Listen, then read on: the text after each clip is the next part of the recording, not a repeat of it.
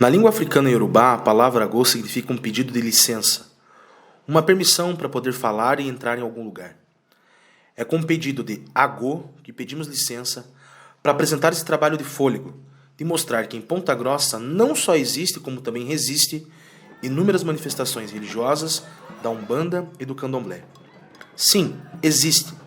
Terreiros, centros e ilês, pais e mães de santo, filhos e simpatizantes, fios de conta e atabaques, estudiosos e curiosos, gente que pratica uma fé ancestral cuja história se mistura com a própria formação desse país. Cultos que atravessaram o mar mesmo sob a humilhação do ferro e da corrente e do estalar da chibata. Cultos de deuses poderosos cujas histórias são de caças, guerras, riquezas e amores. Sim, a minha cidade também tem saravá. Olha, falando sobre religiosidade, na verdade eu vinha numa busca incessante. Eu fui presidente de encontro de jovens, eu fui da Legião de Maria, da Igreja Católica, sou católico até hoje, né? Fui em muitas igrejas evangélicas, né? Meu pai era maçom, minha mãe era umbandista, e eu repugnava a parte da Umbanda e do Candomblé por ter aquele paradigma de feitiçaria, coisa do mal. E depois eu fui entendendo que nada disso era. Meu nome é Tânia, eu entrei na religião pelos próprios chamados, né?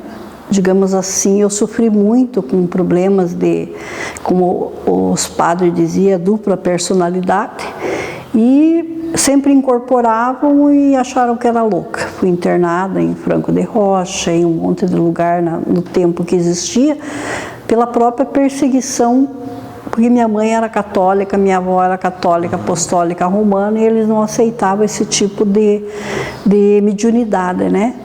E daí fui desenvolvendo, né? Comecei com 8 anos, daí com 14 eu fui para Salvador para fazer o santo, né? Para fazer a minha área espiritual, e desde lá eu estou aqui trabalhando, né? Lutando pelo nosso objetivo. Na verdade eu iniciei a Umbanda, assim, conhecimento com 14 anos. Meados do final de 92, através de um amigo meu que estudava comigo no Colégio Borel, nós estávamos conversando sobre a religião, né? Hoje em dia ainda tem, mas no meu tempo de criança era mais forte o ensino religioso. Então dentro disso a gente foi fazer pesquisa sobre as religiões. E o nosso grupinho falou sobre espiritismo, Umbanda, Candomblé, e ele falou para mim que ele era da Umbanda e foi me levar, casa da mãe Claudete, na onda. 14 anos eu entrei lá, já senti arrepio, já baixou a entidade, daí fiquei com medo. Meu pai e minha mãe não sabiam, eu era católico, fui seminarista, fui estudar para padre com 16 anos. Então sempre fui religioso, sempre gostei da religião. Na verdade eu conheci a Umbanda como uma brincadeira, né?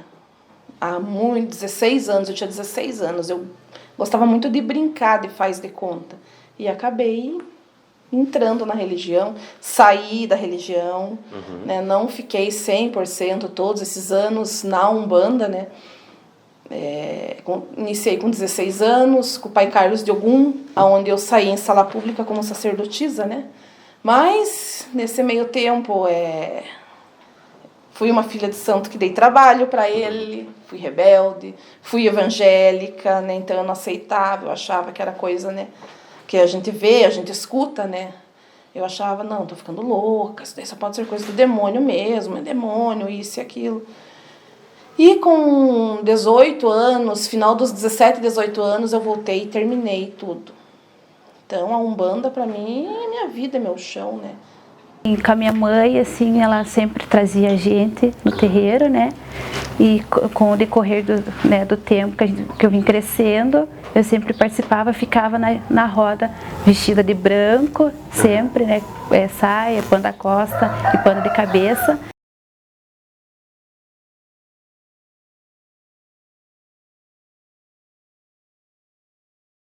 A criança mata a curiosidade, né? Eu sempre queria estar ajudando, sempre queria estar mexendo nas coisas, né? Então eu sempre estava aqui dentro, quando eu tinha trabalhos aqui. Como as pessoas vêm falando, que ela ajudou muitas pessoas, né? Então a gente se orgulha, principalmente para mim, eu me orgulho muito dela, para ter ajudado muitas pessoas e para esse chão aqui ter uma referência para todas as pessoas que passaram por aqui. Há dois anos e meio atrás, um amigo meu me convidou para conhecer o terreiro do Pai Ricardo Choroquê. Eu acabei vindo, gostei e acabei ficando e estamos aí até hoje.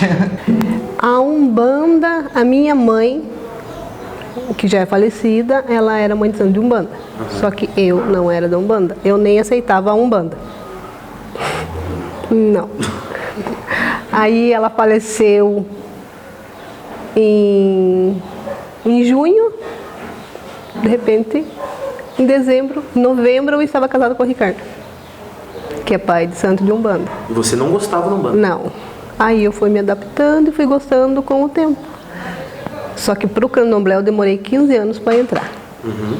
Aí eu estou com 3 anos de santo. Então, na verdade, eu sempre fui católica. Fui criada numa família católica, tudo.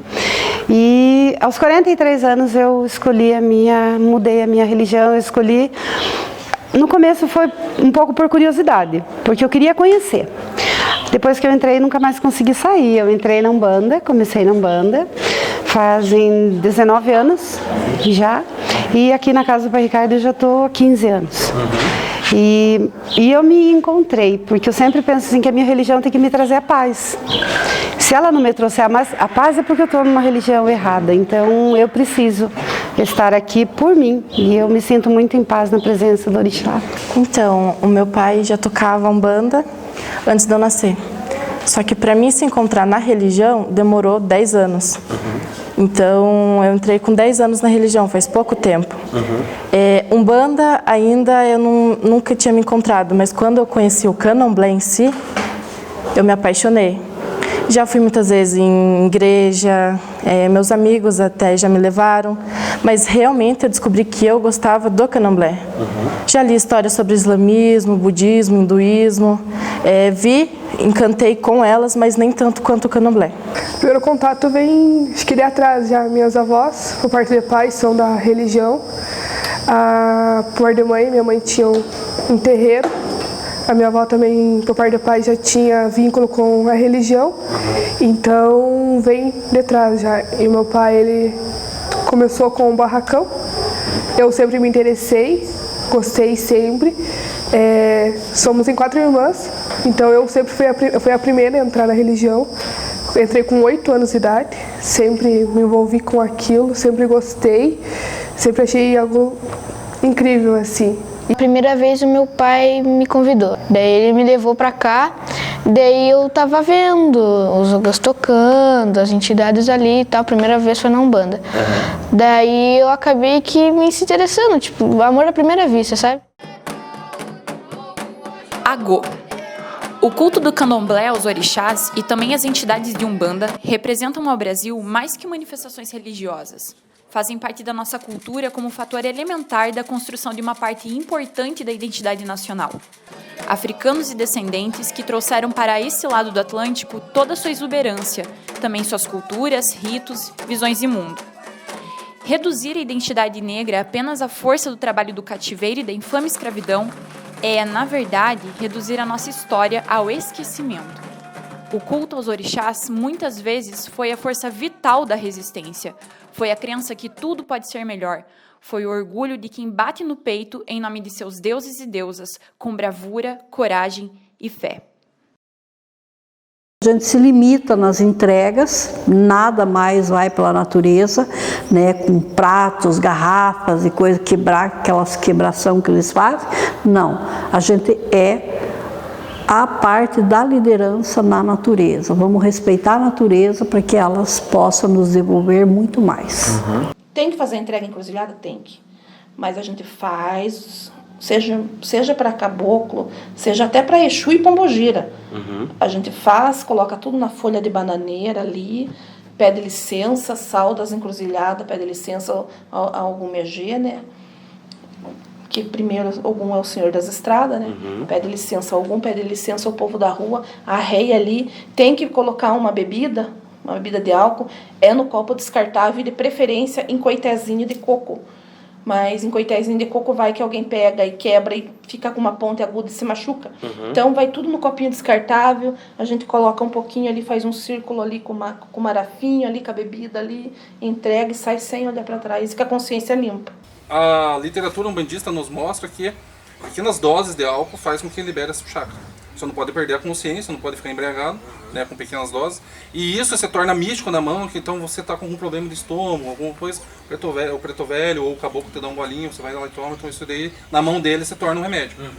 O fumo já é para descarregar também, ele é um limpador de chakras, mas muito mais um limpador de aura. Então, você está com uma carga pesada, uma carga negativa, algum problema teu dentro da aura tua, a defumação que eles fazem com o charuto, com o cachimbo, isso também já ajuda a descarregar. Então não deixa de ser uma defumação. A gente faz defumação com ervas na gira, com tabletes, mas as entidades usam-se dos fumos para fazer a defumação. É água e cigarro apagado, charuto apagado e pombogira se for uma cigarrilha apagada. Porque na verdade é uma simbologia, né, para descarrego do médium. Não é a quantia que você vai beber.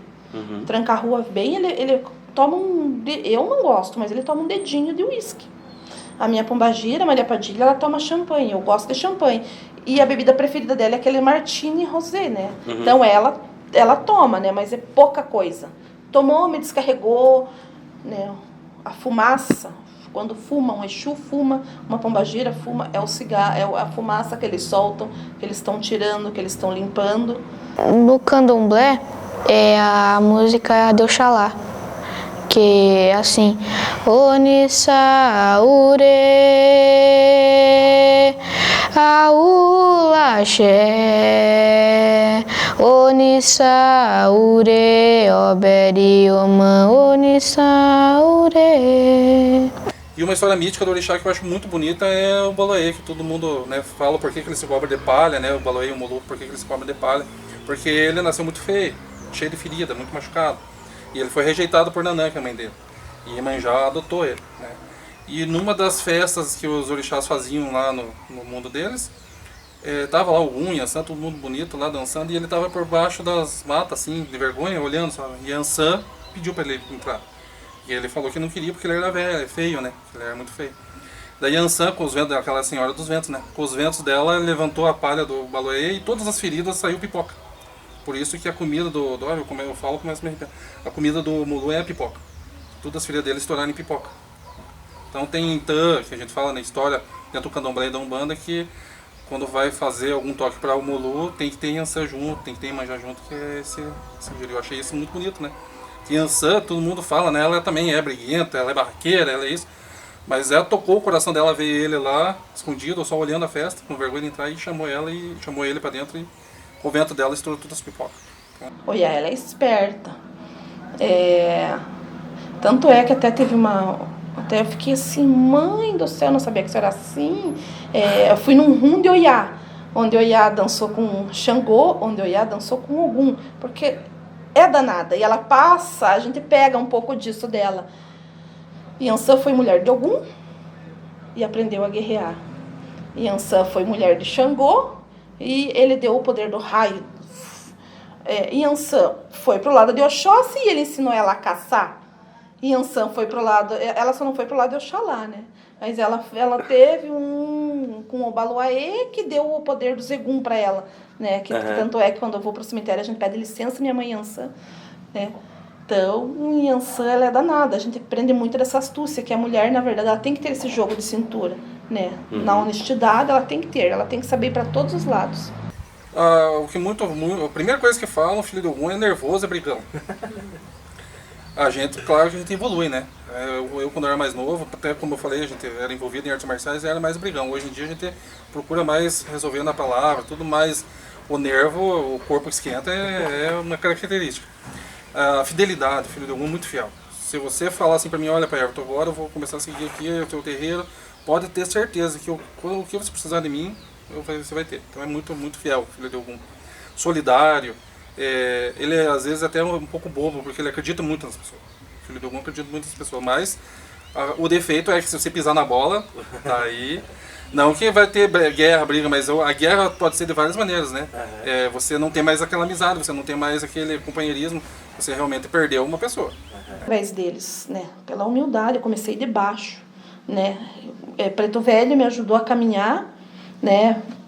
Baiano me ajudou a ter o gingado, a malandragem, seu Zé Pilintra, os marinheiros me ajudaram a passar o mar da vida, assim, né? E os ciganos foram abrindo as portas e os caboclos me ensinaram a ir caçando atrás do que é meu, na honestidade. Vai atrás, né? Eu te mostro onde está o rio do Avara. Vai lá e pega o que é seu, né? Sempre honesta. Então, na Umbanda eu me encontrei porque eu sempre quis a caridade, sempre quis ajudar os outros. Sempre me chamou a atenção o espiritismo, trabalhar com o espírito, né? A incorporação, a mensagem, né? Gosto muito da natureza, então a Umbanda trabalha muito mato, cachoeira, né? E o pé no chão, para mim, o que mais chamou a atenção na Umbanda é a humildade e a caridade, o pé no chão, né? Não tem o luxo que tem as outras religiões que a gente sabe que tem. Banda é pura humildade, é pura mansidão, é amor, é caridade, é você fazer o bem, você não pode olhar para quem. Se algum inimigo da gente, bater no meu portão e pedir, eu preciso de ajuda, se eu não ajudar e falar, não, fora daqui eu não sirvo para carregar o nome de sacerdotisa, né, de Umbanda. Então, a gente tem que abraçar todo mundo. Tanto é que até Cristo deixou isso, né? Ele não deixou na Bíblia escrito, amai o umbandista, amai o evangélico, amai, né, amai o próximo como eu amei a vocês mesmo. Então, a gente tem que amar e tem que ajudar, seja quem for. Desde quando eu me conheço por gente, ela já tá comigo, né? Eu já tenho o pé dentro da senzala, entendeu? E aqui eu só me encontrei mais ainda com os meus ancestrais, digamos assim, né? Com toda a minha árvore genealógica, digamos assim. Hoje em dia, para mim, o candomblé, os orixás, é o ar que eu respiro, é a minha vida, é o pão que eu como, é a minha coberta, é meu telhado, é tudo na minha vida, é meu alicerce, é tudo. O candomblé hoje é a essência da minha vida, por conta do meu orixá que me protege, que nasceu no meu ori, que cuida da minha vida. Olha, eu acho que representa tudo, porque sem eles a gente perde até o chão, o ar, né? Porque é elementar. Tudo. É o ar que eu respiro, são eles, né? Antes de eu tomar qualquer atitude na minha vida, eu não ouço nem minha mãe carnal. Eu vou nos pés deles. E o que eles me falarem, eu posso fazer de olho fechado, né? Que dá tudo certo. Eles são tudo. Douglas, pra você, como é que é teu filho tocando do teu lado às vezes? O meu filho, ele sempre foi meu orgulho, né? Desde pequeno, entendeu? Então, tipo, quando eu olho ele fazendo o negócio certo, fazendo um negócio bonito ali, naquele axé, tipo, às vezes o meu olho chega a encher de lágrimas, assim. Na nossa saída, eu me segurei pra não chorar, assim, quando ele puxou o darim, né? Que tem que puxar o darim na saída, ele puxou o darim, assim, eu me segurei pra não chorar. Darim é uma cantiga agora? É uma cantiga de candomblé. Então, é meu orgulho esse rapazinho. Você toda hora receber o que ele me ensina e ele receber o que eu ensino. Então é uma troca de ensinamento. E quando a gente faz a mesma coisa junto, é um sentimento inexplicável, assim. A gente tá tocando junto, às vezes eu tô ensinando ele, às vezes ele me ensina, às vezes ele canta e traduz me ensinando, às vezes eu canto e traduzo para ele, ou em casa eu ensino um toque para ele me ensina uma cantiga e assim vai indo. É tudo, assim, é incrível. Eu não sei explicar porque eu vivo para aquilo. O orixá me escolheu e eu faço orixá da minha vida, entendeu? Eu faço a Umbanda, o candomblé presente todos os dias da minha vida. E eu não preciso mostrar para todo mundo, o que importa é estar dentro de mim, sabe? Ele está dentro de mim, a religião. A orixá é tudo, entendeu? Não posso falar muito, não me emociono, mas é tudo, entendeu? O orixá, ele é tudo. Ele é o ar que eu respiro. É tudo. Entendeu?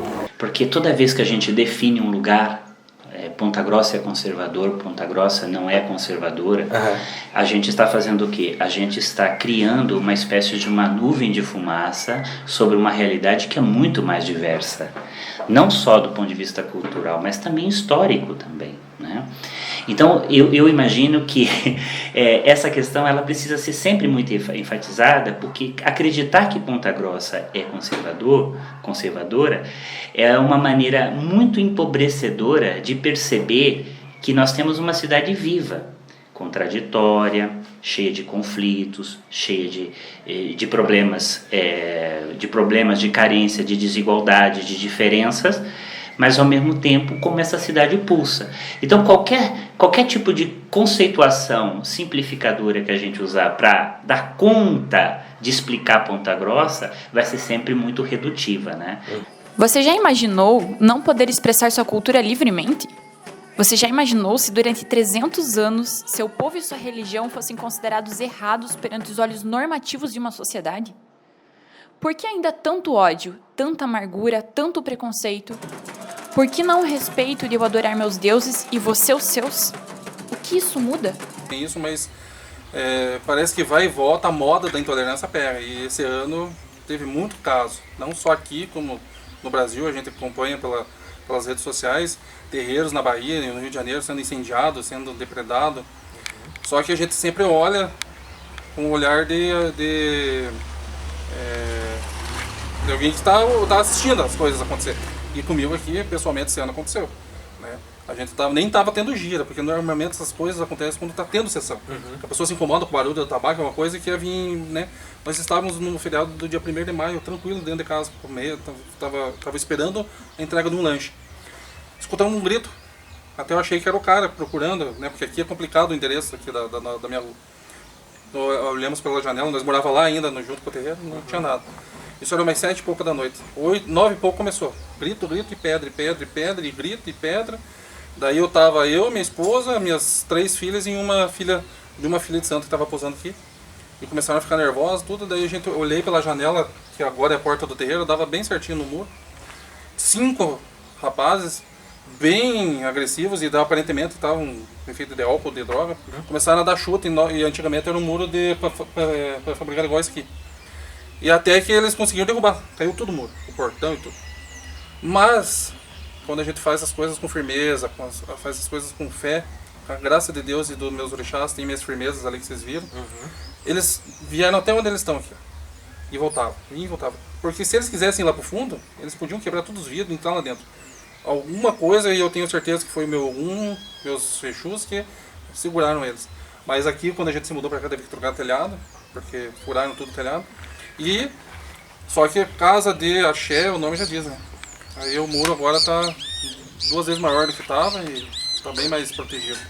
Mas a gente sofreu intolerância, proferiram palavras de ódio, falaram que iam até de manhã cedo iam matar todos nós, os macumbeiros, o adorador do diabo. Então é complicado. Produzir qualquer tipo de interpretação desses mundos, dessas expressões religiosas na cidade, independente da gente focar academicamente, elas estão presentes na vida da cidade. Então, digamos assim, que nós não precisaríamos pensar que o trabalho que a gente faria como pesquisador fosse responsável para a existência ou contribuir para a existência, porque já há uma luta histórica desses grupos para existir. Agora, quando a universidade, a pesquisa, a produção cultural, a produção de documentário começa a focar na possibilidade de interpretar essa realidade múltipla, diversa, como possibilidade analítica, certamente isso é uma contribuição a mais. Então, eu vejo que nós não podemos pensar a ciência como um contributo tão grande assim. Mas, de alguma maneira, à medida em que a ciência, a produção cultural foca nelas, nós vamos criar meios e mecanismos de uma história pública dessa experiência social. E isso é uma coisa hoje muito importante. A invisibilidade desses grupos é o maior problema que hoje esses grupos vivem, porque a visibilidade que eles acabam tendo são nas páginas policiais ou na cadeia abusiva que existe dos preconceitos que esses grupos também vivem na história urbana, né? O preconceito ele não nasce, né? O preconceito é ensinado, porque o nascer para mim é ventre. Ninguém vem no ventre da mãe com racismo. O racismo é ensinado. Se você ensina teu filho a odiar, raramente ele vai ser diferente, porque nossos filhos geralmente é o espelho do pai.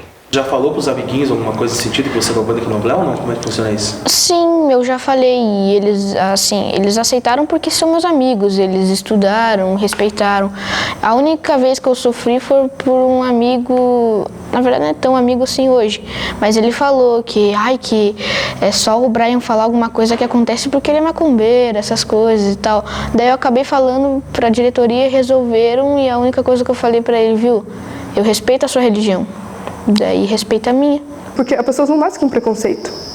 A sociedade faz a pessoa ter o preconceito com aquilo. E como a sociedade tem aquela visão preconceituosa da nossa religião, as pessoas vão tendo aquele preconceito. Então, por isso que a gente tem que mostrar a nossa religião, para que esses paradigmas caírem assim, porque não é simples assim.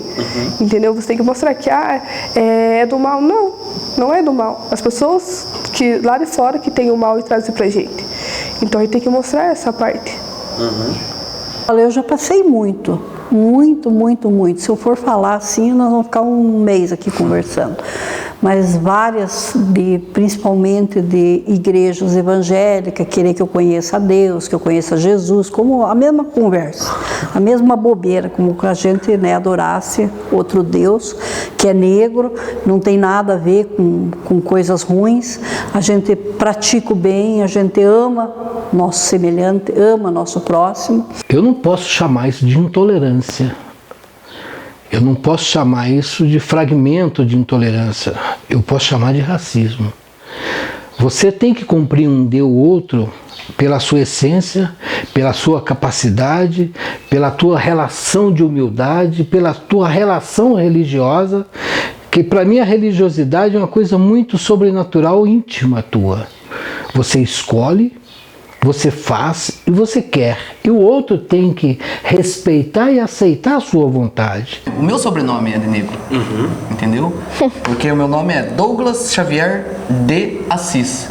Todo mundo que tem o D, o da e o do no sobrenome foi da família de um senhor do engenho. Na época que começaram a registrar os negros alforriados, eles chegavam e perguntavam: você é da qual família? Eu era da família Oliveira, então você vai ser João de Oliveira. Mesmo sendo aforreado, ele ainda continua com as marcas de sendo apropriado. E continuamos até hoje. E nós estamos tentando fazer com que as pessoas vivam outra história. A nossa história é essa, que ela seja contada assim. Não a história do negro fujão, da negra parideira, a história do açoite, não. A história da riqueza que o negro trouxe, a história de toda a crença religiosa que ele trouxe, da capacidade de ele trabalhar com o aço. Não era só nos cafezais, não era só na cana-de-açúcar. Aliás, quem trabalhava aqui na terra era só o negro, o branco era a minoria. Então, é esse resgate que eles querem destruir. Destruindo o resgate da história do passado, destrói tudo que nós queremos fazer no presente. Que o brasileiro, querendo ou não, ele pode parecer um povo diversificado, é um povo que acolhe as pessoas, mas aí eles ainda têm muito preconceito. Eu sempre fui assim, eu sempre fui do livre-arbítrio, sempre fui assim de não fazer apologia a religião nenhuma, e sempre fui assim, vou ser claro, falei assim para elas: eu sou do Candomblé, eu sou da Umbanda, né? Toco a minha vida assim. Se vocês quiserem ser de qualquer outro segmento religioso, podem ser, contanto que não venham me encher o saco, né? Contanto que entrem na minha casa, saibam me respeitar, porque eu respeito a de vocês. De Umbanda, recebendo as entidades, tudo, mas antes de cada jeito eu sempre falo alguma palavra, leio a Bíblia. Dentro da Umbanda não tem o costume de ser ler Bíblia, né? A Bíblia não faz parte da Umbanda, mas eu, como seminarista antigo, gosto de ter alguns trechos da Bíblia que eu ponho para a vida. Porque, como eu falei na nossa conversa no início, é inspirado pelo homem, né? Mas uma força maior que inspirou a fazer aquilo. A Bíblia é um exemplo disso. Foram homens que a escreveram, mas inspirados. Então tem muitas coisas ali que cabe para toda a religião. A causa disso tudo, né, é de que nosso passado na história brasileira, né, desde o período em que nós nos tornamos país, nos tornamos nação, nós não reconhecemos, a gente tem um passado de não reconhecimento dessas experiências, de não visibilidade, de não compreensão, de não inscrição disso tudo em nossa brasilidade. O fato da gente não reconhecer e não escrever historicamente essas experiências, elas em determinados momentos históricos, como esse que nós estamos vivendo no Brasil e no mundo, de maior intolerância, de construção do ódio. Então, aquele passado não resolvido, do escravismo, do não reconhecimento do indígena, de todas as contradições que estão presentes nessas dinâmicas, elas, como nesse momento nós estamos vivendo no Brasil, elas acabam potencializando elementos que já são historicamente desenhados em nossa própria realidade. Portanto, todos esses processos devem ser profundamente repudiados. Por quê? Porque não reconhecer o outro dentro de uma dinâmica, dentro de um país como o nosso, que é formado exatamente pela diversidade negra, indígena, multiétnica, etc. Então, acho que essas experiências de vandalismo aos terreiros de Umbanda e Candomblé são essas pontas muito mal resolvidas do nosso passado histórico, por isso da importância de experiências de reflexão como essa que nós estamos fazendo aqui. Agô, viu só? Sua cidade tem Umbanda e Candomblé. Sua cidade é essa mesmo cujos vereadores confundem maculelê, uma dança cultural africana no período da escravidão, com doutrinação religiosa. Tem uma grande comunidade que cultua e louva os orixás e as entidades, com amor, carinho e respeito. Viva Oxalá, Ogum e Oxum. Viva Iemanjá, Oiá e Xangô. Viva o Mulu, Oxóssi e Exu. Que os preto velhos, com a fumaça do cachimbo, curem todo o preconceito. Que os caboclos levem para a floresta e desfaçam nos rios todas as amarras da intolerância.